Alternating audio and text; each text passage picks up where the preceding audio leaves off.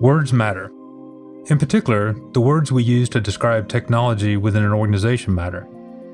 While IKEA product names may be hard to pronounce, the retailer is crystal clear about how it talks about technology. Today, we talk with Barbara Martin Coppola, the Chief Digital Officer at IKEA Retail, about indirect benefits from artificial intelligence. Welcome to Me, Myself, and AI, a podcast on artificial intelligence in business. Each episode, we introduce you to someone innovating with AI. I'm Sam Ransbotham, Professor of Information Systems at Boston College. I'm also the guest editor for the AI and Business Strategy Big Idea program at MIT Sloan Management Review. And I'm Khodabandeh, Senior Partner with BCG, and I co-lead BCG's AI practice in North America. And together, MIT SMR and BCG have been researching AI for 5 years, interviewing hundreds of practitioners and surveying thousands of companies on what it takes to build and to deploy and scale AI capabilities across the organization and really transform the way organizations operate. Today we're talking with Barbara Martin Coppola. She's the Chief Digital Officer for IKEA. Barbara, thanks for taking the time to talk with us. Thank you for having me. The title of our podcast is Me, Myself, and AI, so we tend to focus on the individual and the individual story behind technology. Let's start there. Can you describe your current role at IKEA? I'm Chief Digital Officer at IKEA Retail, which is the world's largest furnishing retailer with 367 stores in 30 plus markets. And my role really is I'm responsible for the overall digital development business for the company as well as the digital transformation. You got a pretty significant background, I think roles at Google and YouTube and Samsung, Texas Instruments, and then school in Spain and France. Can you connect things you've learned in some of those past roles to how you've applied them to your current role? I have worked now in 4 different industries. In semiconductors, then I went to consumer electronics, pure digital, and now I'm in retail. And in all those places, digital technology played a very, very important part. I'm connecting the dots between everything that I've learned in the past and both in business models, in different ways of organizing companies, different cultures and leadership as well to lead the company towards modernization, digitalization, and different business models. My time at Google, for instance, taught me what performance is. And what I mean by that is how to use agility, iterations, and measured outcomes of projects. At Samsung, which to me was the best example of execution I've seen in my life. I was based in South Korea, and somehow I see the power of the collective. And so how does it translate now to the environment at IKEA? Once the consensus is reached, then how to be clear about, okay, now we've got the decision, we go. I can go on, but at the end of the day, I think is adapting to the different cultural norms and trying to bring from other places and actually augment it for the benefit of the company and the well-being of people and the reward that it can be to achieve things together. It's great. Barbara, how does AI fit into the overall digital roadmap? AI is absolutely core, essential. I really believe that data is the most important asset the company has today. AI is being applied pretty much every step of the way in the value chain of retailing. It has potential for pretty much everything. And so it's a choice of focus and it's a choice of business outcomes and where do we put the data scientists to be creating magic, really. We focus the creation of AI towards different values or outcome. That plus the appetite of the company to create amazing things, knowing how AI can be a magic wand if we want it to be, then the belief of the company that this is a key component for the success and competitivity of the company matters a whole lot as well. So is there a particular project that you can give us some details on that you're excited about that's happened recently or that your team has been involved with? There's one actually that I love personally. It's about democratizing design. What do I mean by that? You know, this feeling where you want to decorate something as beautiful as what you have seen in the store, but you don't know where to start. And so what we have done is just with the comfort of your mobile phone, you can scan your room, take pictures on the way, and then through visual AI, we actually give you back a picture where you can move the furniture. You can delete it, and you can actually fit in 3D models of IKEA furniture that adapt to the size of your space. So imagine how powerful that is. Visual AI is an amazing team based in California called Geomagical Labs. And I am very, very, very excited. It's coming up in the coming months, and I think it's going to revolutionize this anxiety of filling up a space without being a decorator. I want you to know that I am sitting at an IKEA desk that I bought 15 years ago, and but does it fit? You don't know from virtual reality if it was going to fit there or not. It's perfect. I love it so much. I arrange my house around it, and I have exactly your chair also, which I bought with the desk. I had exactly the same setting here. Actually, it's one of those that goes up and down. And so when you get tired of being sitting in a Zoom, you just go up and you feel better. But seeing that you have that makes me feel that I made the right choice. Yes. There must be so many other examples, particularly for a traditional retailer that is underexplored or not even on their radar. Because I look at your background and you've been in digital first companies where everything's been built on an understanding of digital and data and technology. And then at a place like IKEA or other iconic retailers where I have to assume there is a transition or a transformation that needs to happen from old school to new school. What are some of the things you've observed or some lessons or some advice for other retailers who are used to a different way of doing things? And now they have all this opportunity, the magic wand that you're talking about. But how do they know where to create that magic and what's the art of the possible with it? It's a great question. I believe that AI is unlimited. And so it's really saying, okay, what space do we want to get better at?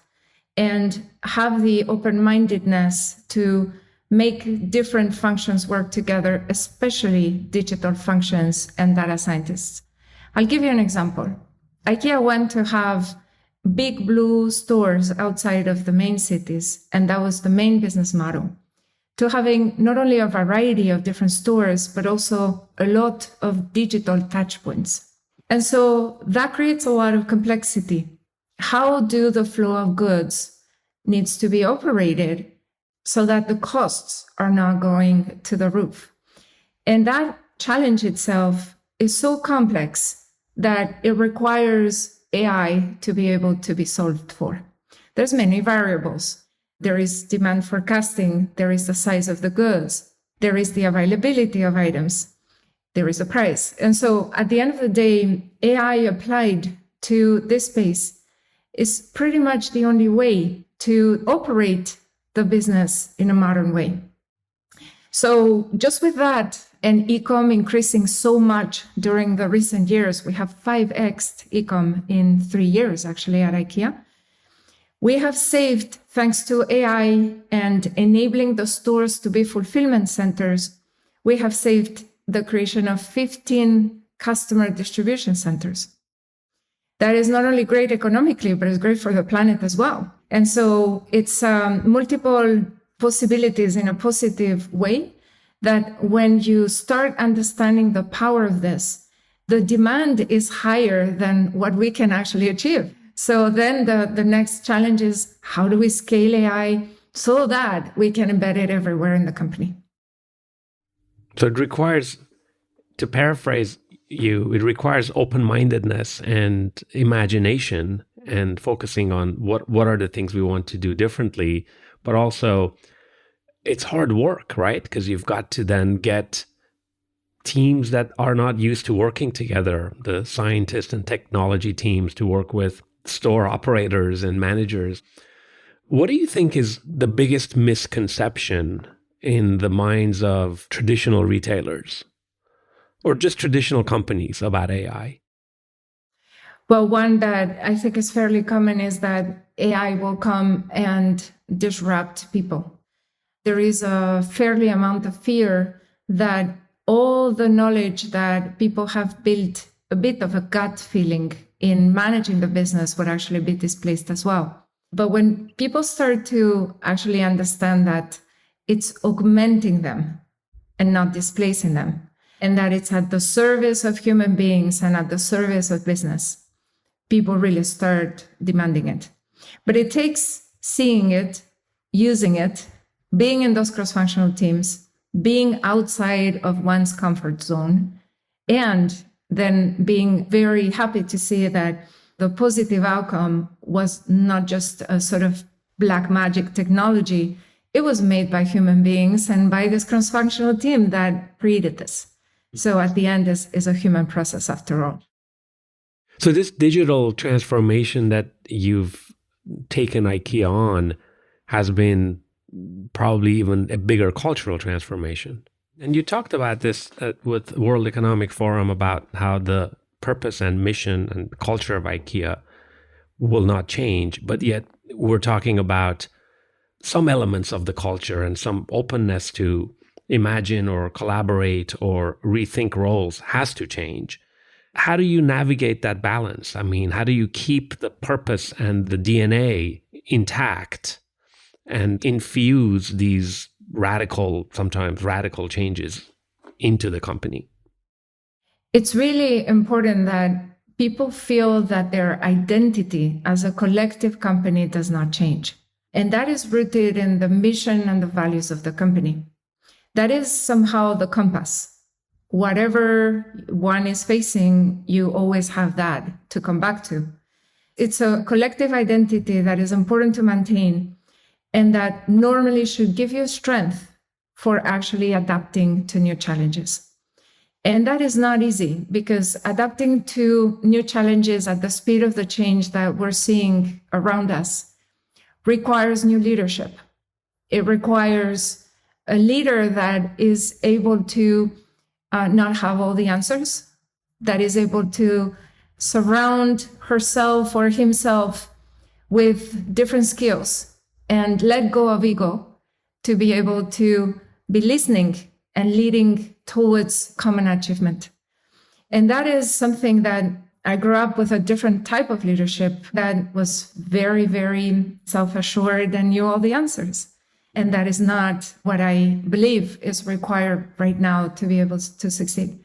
So a huge change, not only in leadership, but also in the culture, so that the company can move forward, adapt, and create, and be happy in the process as well. That being happy is important. I mean, one of the things that Shervin and I have just written about recently in a recent report that is on these cultural benefits from artificial intelligence. Like you said, so many people have this feeling of the fear of people leaving jobs and, oh no, the technology is scare. Maybe the magic wand is a dark magic and not a good magic.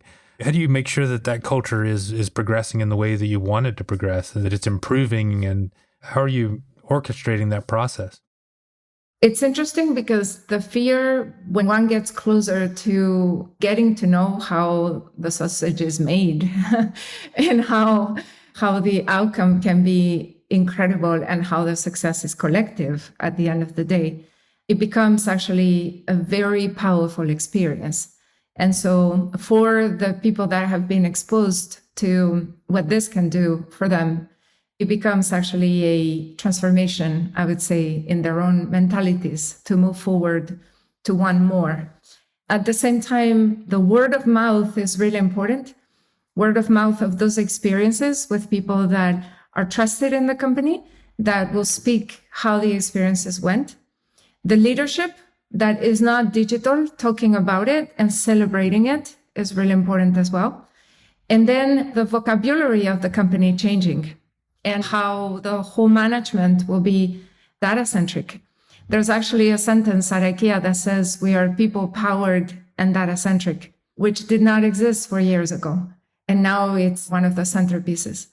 So there is a lot of important small signs as well as bigger strategies and of course talks and education and onboarding that needs to happen all at the same time. And all in all, we're all human beings. We can be suspicious of the things that we don't know. When we get close to it, then we start feeling the power of knowledge, which is really great. What you're describing is the virtuous cycle then of small improvements across that lead to this word of mouth, that lead to a better appreciation and understanding and increase the knowledge rather than having to know everything, but learning as you go. Learning as you go. And this is the whole philosophy around testing and iterating and trying, failing, and starting again. When you think about it, it started being a digital practice, but it's now, I believe, widespread in the whole company. It's de-risking the projects by making them really small, trying them. If they work, then you can scale. It lowers the risk, it lowers the stress, and overall the company can be trying new things without the fear of being perfect all at once. And that is a fascinating thing to watch, to talk, and how, this influencing from the financial way of steering the company to ways of working, all the way to creating and daring doing things that previously would take a lot more courage to do. Yeah, and in many ways, this comfort with experimentation and imperfect results, that's the recipe for learning. And also, you had to rely on judgment. The other thing I really liked in what you said is it's not a big bang of from tomorrow we're going to do things this way, but it's a journey. And I think you've given some very good examples of elements of that journey, how slowly the hearts and minds of people will change. That's been very inspiring. Absolutely. And if you throw in the accelerator of COVID in there, then here you go. Imagine from night to day, all the stores, or pretty much almost all of them, were closed. And imagine the heart and the soul of IKEA, the stores, suddenly all closed. And pretty much everybody transitioning to create fulfillment centers in the stores because e-com was 10xing overnight. So imagine the adaptation that it takes from people that have worked in different roles to suddenly give that up and just jump into this new way of working and actually make it happen. You mentioned earlier the idea of vocabulary, and I think it's interesting the words you've chosen to talk about this. You talked about the COVID accelerator. You weren't talking about it in terms of I can think of other words that would be much more negative to frame that. It looks like you've found some ways to use it as an accelerator in what you're doing. I want to come back to some of what you were talking about sustainability, because I think there's a connection there with that as well. Absolutely. And to the comment that you just made, there is a quote actually from the founder of IKEA, Ingvar Kamprad, that says, "Never waste a good crisis." That explains a bit the philosophy to which, in the middle of disruption, personal drama, and collective worriness, one can put actually the mind to saying, can we actually get something good out of this? And in spite of the fear, working together, throwing out all the old silos and maybe slowness, and going into action and actually, succeeding cross-functionally at something that seemed difficult at the beginning. So overall is a remarkable human story of going higher in the midst of a drastic and horrible setting, really. But you had a question about sustainability. What I was thinking about was I was connecting your example of the virtual furniture, and you talked about 15 fulfillment centers that you didn't have to build. And so both of those things seem like ways that artificial intelligence can help with sustainability.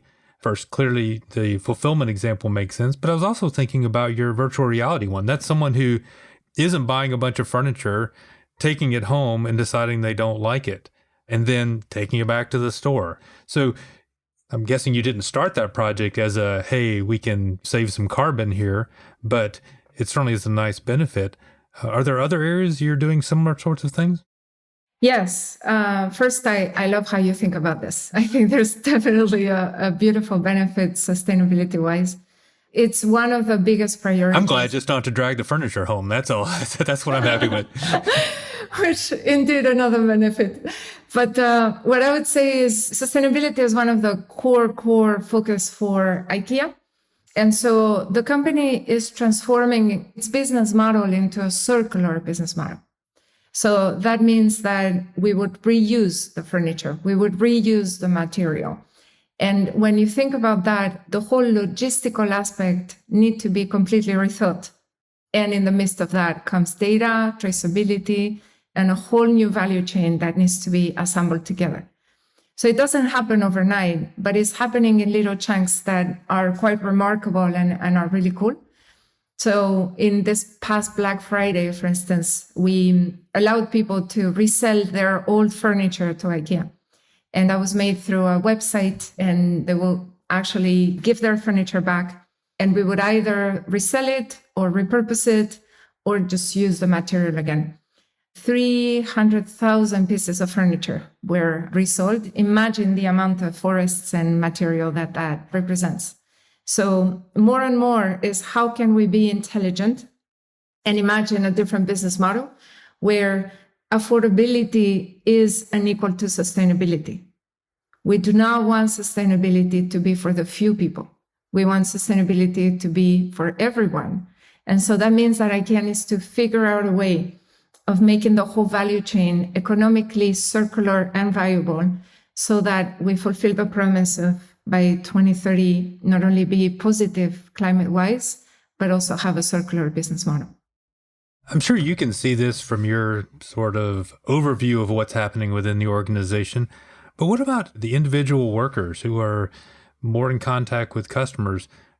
How do they sense these changes? I guess they can see, for example, the augmented reality app. Are other changes that you're making visible to the frontline workers? And if so, what are they?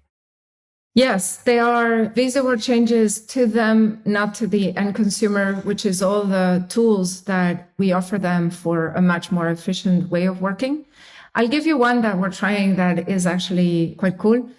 You know, the IKEA cafeterias, and so people go with their trays.